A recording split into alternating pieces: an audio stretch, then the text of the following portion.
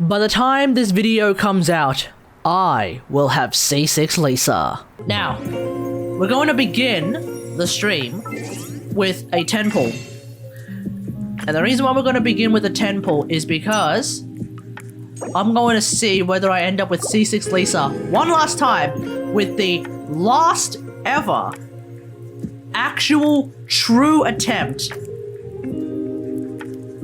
at getting C6 Lisa via the shop. Okay, folks, ready? Let's see if we end up getting C6 Lisa via the shop. 3, 2, 1, go.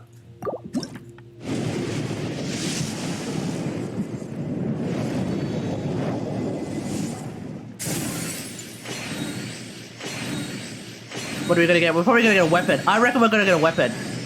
C45 Diona. Wow. Okay, well then there we go. C45 Diona. Do we get anything else? Anything else? Anything else? No. Alright. That's fine. No problemo, ladies and gentlemen, because it is finally going to happen.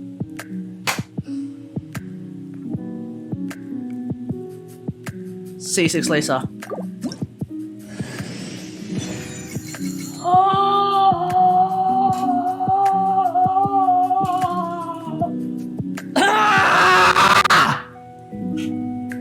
Let's do this. And with that, ladies and gentlemen,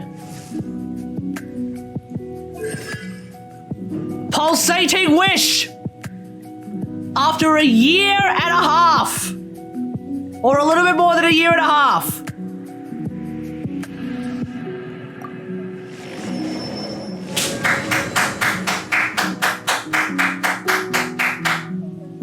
Finally!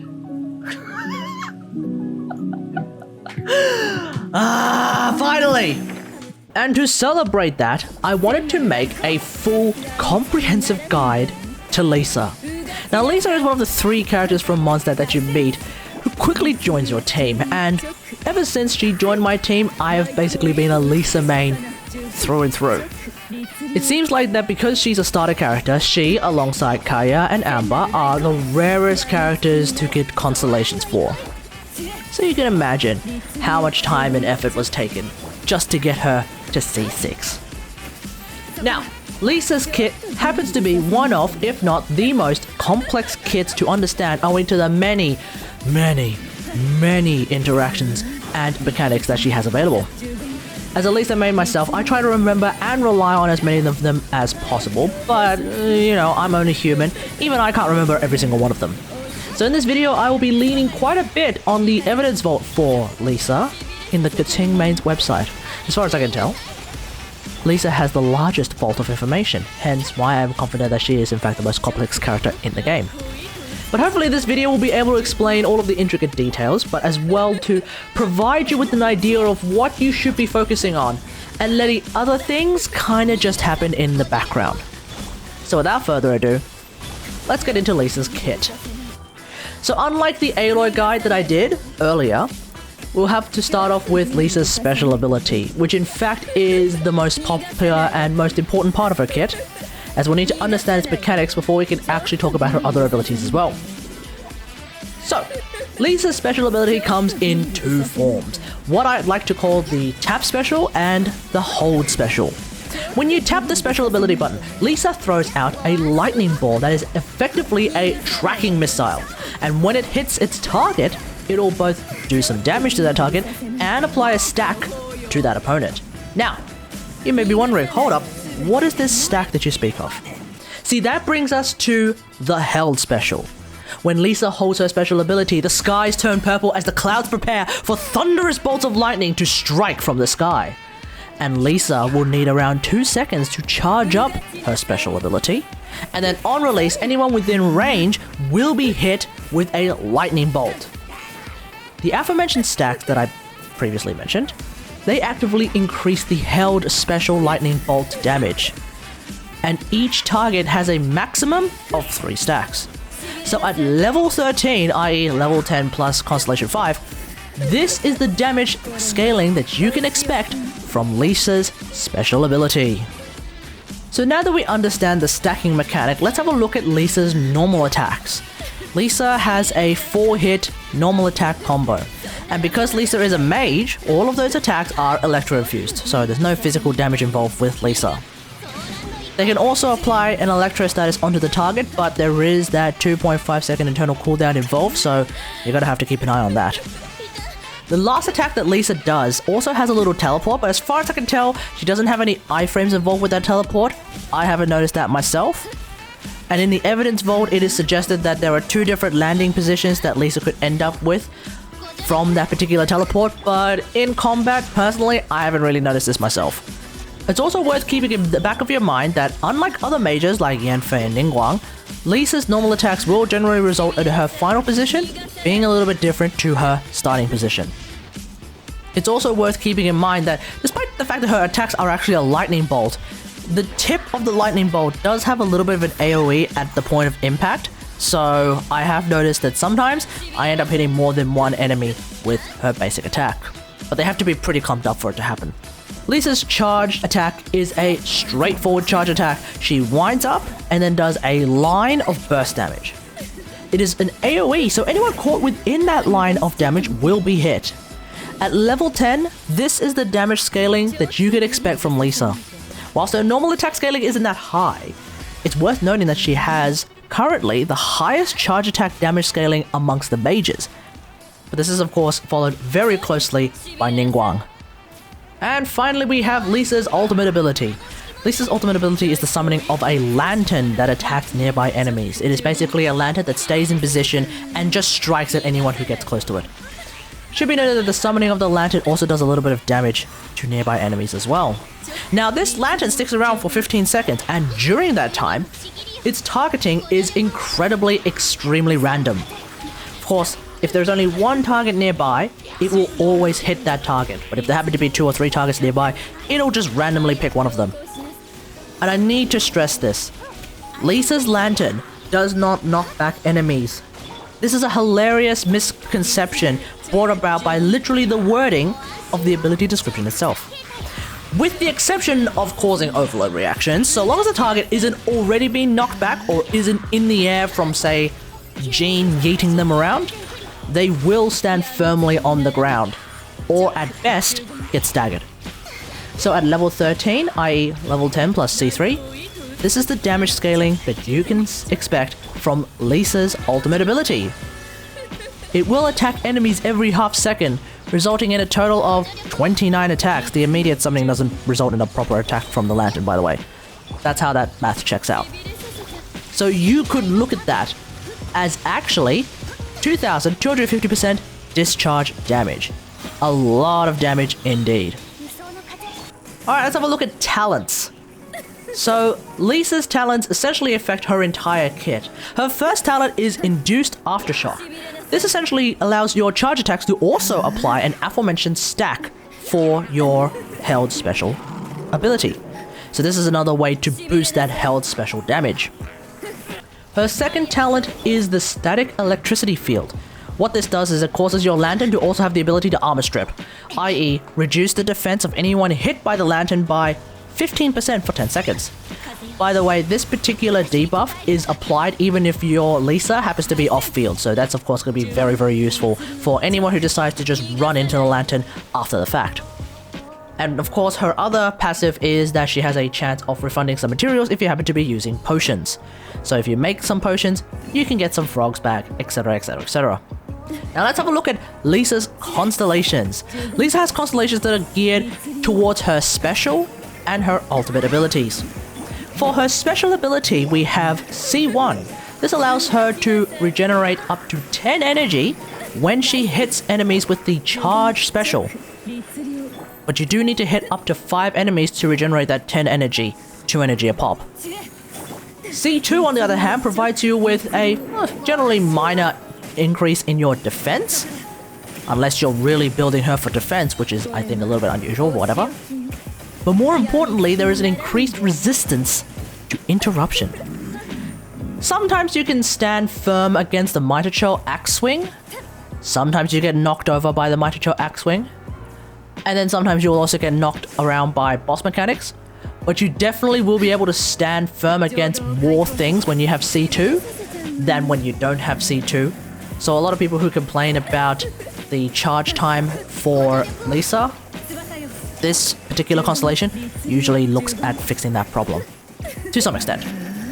C6 also affects her held special ability, as it means that she can apply the maximum 3 stacks onto nearby targets when she takes the field. This is how you get Hyper Carry Burst Lisa with C6. Keep in mind that this does have a 5-second cooldown.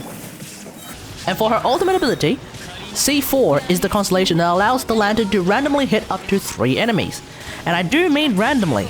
See, even with C4, the lantern will sometimes only target 1 enemy, sometimes they'll only target 2 enemies, and then sometimes they'll only target 3 enemies. And also keep in mind that previously mentioned random targeting is still in play. The current observations conducted in the Kating Maid's evidence vault suggest that there is a 50% chance to hit 2 enemies, a 30% chance to hit 1 enemy, and a 20% chance to hit 3 enemies, roughly speaking. That is entirely based off observations though. You can keep an eye on your C4 lantern if you want, but personally, I don't really worry too much about this. The lantern to me is much more of a set and forget kind of ability. Now that we've gone through Lisa's entire kit, let's have a look at some special tactics. So we've generally speaking gone through what Lisa's kit can do, but there are a few hidden mechanics that you can use to have a much more interesting gameplay experience with Lisa. Let's start off with something very simple, the 5-hit combo. So while Lisa's normal attack chain is a 4-hit combo, at the very end of the chain you can immediately throw out the tap special homing ball. It does happen to do a bit more damage than a normal attack itself. It is a very smooth combo, and it's something that I personally tend to do a lot if I happen to be using Lisa in a co-op domain. Of course, if you're not interested in using Lisa's normal attacks, then fine. You could consider leaning more heavily on her tap special instead. And also, if you're going to do that in a co-op domain, I would recommend leaning on her tap special more than her held special, as it tends to have a higher damage output over time due to the held special cooldown. You can basically tap and then run, etc, etc, etc. That way you can stay safe whilst basically doing a few drive-bys here and there, and chucking out a ball from time to time. The next thing worth looking into is vertical damage. Now, oftentimes when you're in overworld activities like dailies, etc, etc, etc, you may find a Hilichurl who is up on a rampart or up on a platform looking down at you and yelling at you that, "It's over, Anakin! I have the high ground!" But unlike Anakin Skywalker, Lisa's held special and her lantern literally don't care about damn high ground, and they can attack enemies who are directly above her. It's also the same idea with anyone who happens to be below her as well. Apparently, the vertical range for Lisa's charged held special and her lantern are borderline infinite. Now that we've gotten the sort of rather straightforward things out of the way, let's get into the big one. Double and triple stacking the stacks on enemies for almost instant maximum stacks. The way that you can do this without needing C6. It turns out the tap special ball has a small AoE. It also applies the stacks in that small AoE. So, if you're going up against a lot of enemies who are very clumped up, and they all get hit by the same AoE tap special ball, they all get a stack. But wait! There's more!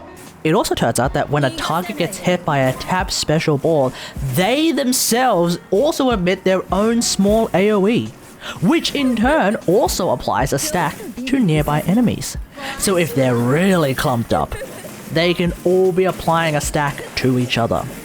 If you happen to have someone like Venti, you can group 5 or so enemies together and then chuck a single tap special ball at them. In theory, hopefully, they should all end up with maximum 3 stacks just from that one single tap special ball. But wait! It turns out that if you cause an overload or a superconduct, the resulting AoEs coming from those particular reactions also apply a stack onto anyone who was hit by them. which means if you hit a bunch of enemies affected by Pyro or Cryo, they'll all get a bunch of stacks due to the amount of AoEs that they've been hit by. You can also get even more value out of that if they happen to be standing on burning grass, for example. For a complete breakdown of this mechanic, see that in Tingmane's Evidence Vault entry, Violet Arc's conductive status can be passed with Overload and Superconduct. But the essential takeaway from this is if you happen to see any enemies who are cold or on fire, it's a great time to be chucking out them homing balls, because those electric homing balls will quickly get your stacks up for the great big held special lightning bolt. In order to ensure that enemies are affected by Pyro and Cryo, one may want to set up Lisa with certain teams. Now, if you want to abuse the aforementioned Superconduct and Overload mechanic, obviously bringing off-field application like Xiangling, Rosaria, or even Toma, well, you know, that will work. Alternatively, you could rely on on-field applications such as Yanfei, D-Luke, etc, etc, etc. That could also work pretty well as well. I personally would be leaning more on Pyro applications because, generally speaking, Overload damage does more damage than Superconduct. That being said though, Overload does tend to launch enemies around, so you may want to look at Superconduct if you don't want to launch enemies up into the air. Just keep in mind that Lisa doesn't do any physical damage, so if you're going to rely on Superconduct, you're only going to want to rely on Superconduct because of the lack of the launching. Aside from that, the teams you want to use with Lisa will of course be dependent on whether you want to use Lisa to be the main DPS or the sub-DPS support burst queen kind of character. Me personally, I'm a fan of either. So let's have a look at some main DPS Lisa teams. When I want to play main DPS Lisa, I usually like to rely on a handful of characters. One of those characters is C6 Sarah, because obviously C6 Sarah buffs the ever-loving crap out of any and all Electro characters, including Lisa. Another character that I've been relying on quite a lot lately is Kokomi, specifically Kokomi with the Hakushin Ring, because Hakushin Ring is a weapon which allows Kokomi to trigger Electro Charge, which is an Electro-based reaction, thus increasing the amount of Electro damage that all of my Electro characters, i.e. Lisa, have. So of course that's going to be very, very useful. Alternatively, VV Jean, VV Sucrose, obviously that's going to be a really, really good addition to a main DPS Lisa team. At that point, the goal isn't just to do damage per screenshots through your held charge special, but it's also to make use of the 5-hit combo, the tap and run method, etc, etc, etc. If you slot in someone like Yae Miko or A, you can also use them to do wonders with a main DPS Lisa, especially if you need help getting some more energy, or vice versa, especially with A though. And at that point, you basically want to dump as much Electro damage as possible because you effectively have a couple of characters who are going to be able to dump even more Electro damage on top of the amount of Electro damage that you're doing with Lisa. But this is why I'm very much interested in using Kokomi more than Jean, because at that point we get to also make use of the Electro Resonance in order to get some more energy involved, so that's going to be really, really good. This is why my favorite team comp, especially with Lisa, is the Triple Electro Death Squad. Lisa, Kokomi, C6 Sarah, and then either A or Yae Miko, pick one. Alternative teams include something like a Lisa Taser comp, so pairing up Lisa with someone like Kokomi or Xingqiu in order to do Electro Charge damage is also a decent way to play her. A little bit 50-50 about the idea of doing Electro Charge damage with Xingqiu, because if the idea is to have Lisa attack enemies who are wet, Xingqiu's Raincutter swords might come a little bit late, we'll just have to see. It would also be a good idea to bring in an Electro character, again to make use of that Electro Resonance. If you happen to be missing a healer like Kokomi, perhaps one of the upcoming characters, Kuki Shinobu, who is apparently the first and probably so far only Electro healer in the game, she may be a good choice if you happen to be missing some healing. There's also the possibility of running the Lisa National Squad. Now, I personally am not as huge of a fan of the National Squad as other people are, but I have tried playing a Lisa National Squad in a variety of settings. It could work. It maybe just not in my hands, because I'm just not that used to it. When I'm someone who is so heavily invested into the Triple Electro Death Squad, Lisa National might just be missing one of the things that I like to see in a Lisa squad myself. But if you're that kind of person who wants to run Lisa National Team and then have Lisa basically do a bunch of Electro damage whilst you have Xiangling's Paranado and Xingqiu's Raincutter swords active, it should work. in much the same way that Raiden National Team would work. Then of course you have Sub-Burst DPS Lisa. I think most people tend to use Lisa as a Sub-Burst DPS.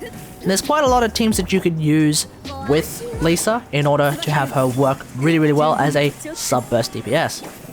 The first, of course, is the aforementioned Triple Electro Death Squad. So instead of having Lisa being the main DPS in the Triple Electro Death Squad, you basically have her be the sub-burst DPS of the Triple Electro Death Squad, and then the main DPS could be someone like Yaimiko, or hell, even A. At that point, you really are trying to go for damage per screenshots and then bringing out the Lantern so that the Lantern is there to do some damage and, of course, strip some armor. And then you get to let A take center stage, for example. Or alternatively, you let Kokomi take center stage. Or like I said, you may want to play around with Yaimiko for a bit. It's entirely up to you how you want to play that. Another way to have Lisa play as a sub-burst DPS is Sukokumon. So Sukokumon is usually supposed to be like Sucrose, Kokomi, Xiangling, and Fischl. Of course, the idea then is to replace Fischl with Lisa. And so then instead of using Oz, you're trying to use the Lantern. The Lantern, of course, being able to strip armor, unlike Oz, as far as I can tell. But it won't be as energy efficient as using something like Oz, because Oz is tied to a special ability for Fischl, as opposed to the Lantern being tied to an ultimate ability with Lisa. But hey, if you're able to get that energy up really quickly with a variety of methods that I'll talk about later, then hey, I don't see a reason why you shouldn't try and run this particular team. Could be pretty insane. In a similar fashion to Sukokumon, you could also run Lisa in a variety of other taser teams where you're using someone like Natalia as the main DPS as opposed to Lisa. At that point, the idea is again, Natalia fighting under the Lantern. That way you can get a whole lot of electro charge value out of that.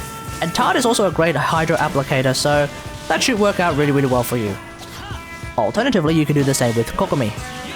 And then there's also one other team where Lisa can be really useful on a much more supportive basis, and that is the Eula support team. So essentially the idea is you're using Eula as the main DPS, and because she's a physical DPS, she's gonna want something to do with Superconduct. So at that point you could bring along Rosaria and Lisa to do a bunch of Superconducts, and on top of that, Lisa's Lantern would also be shredding enemy defense, so that should be really helpful. That way, both of these things will come together to allow Eula's ultimate, for example, to do even more damage than previously expected. And then, of course, there is the curious case of Healer Lisa. If, for whatever reason, you don't want to use any of the dedicated healer characters in the game, but you need someone to at least provide some healing in the game, Lisa is possibly a good choice. Because at that point you'll have a healer who can also shred some defense, which is a pretty decent combo to have in a single character. Just keep in mind that you will need the prototype Amber as the weapon, and you will probably want as much ER in your build as possible, that way you can use your Lantern more often. Alright, speaking of builds, let's have a look at some builds. To start off with, let's have a look at the weapons that I do have. Out of these weapons, Kagura's Verity, which is the weapon that came with Yaimiko, is definitely one of Lisa's best in slots, particularly for the sub-burst DPS Lisa who's mainly interested in getting the damage per screenshot. Now keep in mind it may run a little bit counterintuitive with C6 Lisa though, because you'll still need to tap your special twice before you actually use the held special. That's right, the 3 uses of your special ability, just tapping a special actually counts for fulfilling that particular requirement. Otherwise, Sky Atlas is always a wonderful choice. The Wit Sith, in my opinion, is another best in slot weapon owing to its critical damage substat and the 2 out of 3 chance that you're going to get a particularly useful buff every half minute. Generally speaking, you're aiming for the attack bonus, but the elemental damage bonus is also pretty damn strong. I personally have not really cared about the EM bonus when running with Lisa, but hey, it's stronger Taser and Overload teams, that could be nice. Whilst I don't partake in it myself, Solar Pearl can also be very strong, especially if you're doing co-op domain Lisa, because the passive of Solar Pearl is pretty much a huge boon to the 5-hit combo. Now if your build doesn't have a whole lot of ER, and trust me, I've run a handful of Lisa builds that didn't have a whole lot of ER, I highly recommend the Oathsworn Eye. You get 48 ER for free, and that is huge, especially for Lisa, a character whose ultimate is rather pricey. Sackfrax Lisa is not something I personally would recommend, but it is certainly a very brutal way to play Lisa. Just keep in mind that maintaining the stacks is going to be a little bit difficult if you want to try and do 2 bursts of her health special, one after another. Because you will lose those stacks, you're going to have to make some more stacks afterwards. Otherwise, the previously mentioned prototype Amber is perfectly fine for healer Lisa purposes. Otherwise, all other 4 stars are somewhere between fine and okay, whatever. Out of the weapons that I don't have, I feel like the only one worth mentioning is Lost Prayer. It's particularly good if you happen to be doing co-op domains. But if you're using Lisa as part of a team, I think this is pretty normal for anyone who's using something like Lost Prayer. You're going to see a bit of a dip in the value from that particular weapon. And finally, let's have a look at Lisa's artifacts. There's definitely a lot of different sets that you can run with Lisa, depending on how you want to play her and what kind of teams you play her with. Now, previously, I was a big fan and advocate of Thunder Soother Lisa. Now, this, of course, is a great set to be using on Lisa if you happen to be soloing as Lisa, or if you happen to be playing the Triple Electro Death Squad. You do end up losing a lot of value, though, if you are playing Rainbow teams, as expected. It's probably not worth it, though, if you're playing sub-DPS Lisa, although your Lantern will still do more damage against enemies that are affected by Electro, so I guess it could be pretty nice. But if you're the kind of person who's only interested in Lisa's Lantern for the armor strip, well, Thunder Soother Lisa is going to be completely overkill for that particular regard. Another alternative then is 4-piece Thundering Fury Lisa. Now with 4-piece Thundering Fury, you want to pair Lisa with someone like Xiangling to have that off-field pyro application so that you can continue to do a ton of overloads. But the idea with this one is that every time you do an overload, your cooldown for your special ability actually goes down by about a second per second. So effectively, as long as you keep overloading, you will effectively halve your hold special cooldown. So going from 16 seconds to 8 seconds, that could be very, very valuable. A very straightforward, really solid all-round set, 2-piece Thundering Fury, 2-piece Gladiators. Obviously you can swap out Gladiators for Shiminawa or the new Echoes or Vermilion sets, because they're both providing the exact same bonus. Another alternative is 2-piece TF Thundering Fury, 2-piece Noblesse. Now of course, if you're leaning on that Lantern damage, this is a great set for you. The Noblesse bonus is of course extra ultimate damage, so that's really nice. Alternatively, you could run 4-piece EOSF Lisa, and that's if you're really leaning on that Lantern damage. You'll be able to get your Lantern back pretty bloody quickly then if you're running 4-piece EOSF, so long as you have a lot of energy regeneration on that set, which in turn increases the amount of damage that your Lantern's going to do. And then finally we have Clam Lisa. Essentially, if you're going to play Healer Lisa, you might as well play Clam Lisa. At that point though, you do have a bit of a trifecta going on here, because the defense shredding from the Lantern, that's already pretty nice. But on top of that, the Clam set bonus is decent. And you also get some healing from Prototype Amber, thus playing Healer Lisa. So that's pretty much it. Let me know what all this in the comments below. When it comes to Lisa, enemy position is key if you want to get as many stacks as you can. So otherwise, you could really mix it up with how you want to play Lisa. I personally am still more of a Lisa main DPS kind of character myself. But the main things to just keep in mind when it comes to her mechanics is the positioning of enemies with regards to Superconductor Overload, or the positioning of enemies when it comes to trying to get as many stacks as possible. With regards to the various calculations and mechanics involved with the Lantern, I personally do not keep that in the back of my mind. I just let it roll and it will do whatever it is it was programmed to do. As I finally have C6 Lisa, the option of the Super Hyper Quick Burst Carry Lisa is now afforded to me, and I will begin to use that as a new kind of playstyle, which may be very beneficial if I happen to use Lisa and Yaemiko on the same team. That way Yaemiko will provide a lot more sustained damage from her totems, and Lisa can provide some hyper burst damage through her special. And then we'll see how we go from there. But that's about it. Hope you guys enjoyed this. If you like this video, hit that like button, subscribe for more Genshin Impact content, and until next time, I'll see you guys later. Thanks for watching. Bye.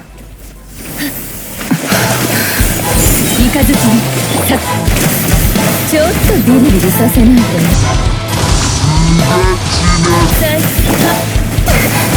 翼よ。呪言チョック律令振動の権限呪言律令呪言なかったのだ